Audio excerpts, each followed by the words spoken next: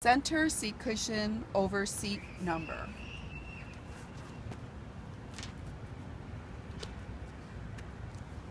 Put zip tie through the loop on the seat cushion with the shiny side facing up, pointed side up. Wind it around the seat, securing the loop of the seat cushion to the front of the bench. Slide the pointed end of the zip tie through the buckle and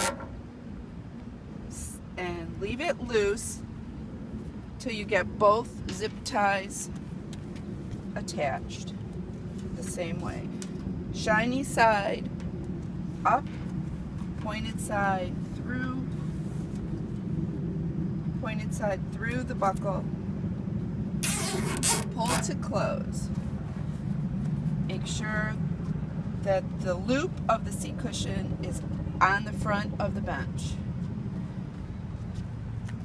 Then you make sure the seat cushion is centered and tighten the zip tie by holding the buckle and pulling forward.